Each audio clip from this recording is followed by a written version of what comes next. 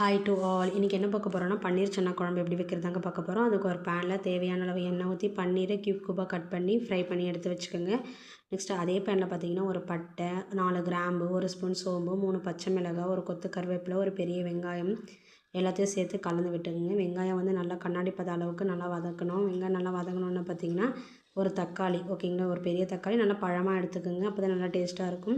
வெங்காயம், தக்காளி, பட்டை, லவங்கம், சோம்பு, ஓகேங்களா, அதுக்கப்புறம் பச்சை மிளகாய் எல்லாமே நல்லா வதங்கினோன்னு பார்த்திங்கன்னா இந்த டிஷ்ஷுக்கு தேவையான உப்பு அதையும் சேர்த்து நல்லா கலந்து விட்டுருங்க.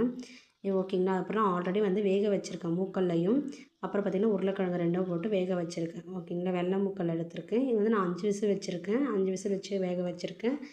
ஓகேங்களா. இதையும் சேர்த்து கலந்து விட்டுட்டு நல்லா கலந்து விட்டுருங்க. அதுக்கப்புறம் 1/2 ஸ்பூன் மஞ்சள்தூள், 2 ஸ்பூன் மிளகாத்தூள் அதையும் சேர்த்து நல்லா கலந்து விட்டுருங்க. நான் வந்து உருளைக்கிழங்கை வந்து வேக வச்சுருக்கேன் இல்லைங்களா, அதை வந்து கொஞ்சமாக கட் பண்ணியும் கொஞ்சம் வந்து கையால் மசிச்சும் வந்து எடுத்திருக்கேன். ஏன்னா அப்போ தான் வந்து குழம்பு கொஞ்சம் திக்காகவும் நல்லா டேஸ்ட்டாகவும் இருக்கும். அதனால் வந்து நான் அப்படி எடுத்திருக்கேன். உங்களுக்கு வேணும்னா வந்து அதை மாதிரி பண்ணுங்கள். இல்லைனா வந்து பார்த்திங்கன்னா நீங்கள் கட் பண்ணியே கூட சேர்த்துக்கலாம். ஓகேங்களா. நான் கொஞ்சம் மசிச்சும் கொஞ்சம் கட் பண்ணியும் சேர்த்துருக்கேன்.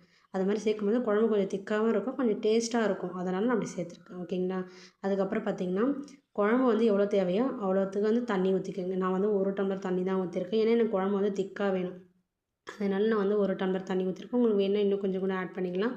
குழம்பு கொதிச்சோடனே நம்ம ஃப்ரை பண்ணி வச்சுருக்கோம் இல்லைங்களா பன்னீர், அதையும் சேர்த்து கலந்து விட்டுட்டு நான் வந்து 1/2 மூடி தேங்காய் எடுத்துருக்கேன். அதை வந்து தேங்காய் பாலாக அரைச்சி வச்சுருக்கேன். அதையும் சேர்த்து கலந்து விட்டு ஒரு 5 or 6 மினிட்ஸ் கொதிச்சா போதுங்க. அவ்வளோதாங்க, பன்னீர் சன்னா குழம்பு ரெடிங்க. இது வந்து இட்லி, தோசை, சப்பாத்தி, பூரி எல்லாத்துக்குமே நல்லாயிருக்கும். சாப்பாடுக்கும் ரொம்ப ரொம்ப நல்லா தான் இருக்கும். ட்ரை பண்ணி பாருங்கள். பிடிச்சிருந்தால் லைக் பண்ணுங்கள், ஷேர் பண்ணுங்கள். மறக்காமல் நம்ம சேனலை சப்ஸ்கிரைப் பண்ணி வச்சுக்கோங்க. நெக்ஸ்ட் வீடியோவில் பார்க்கலாம். பாய்.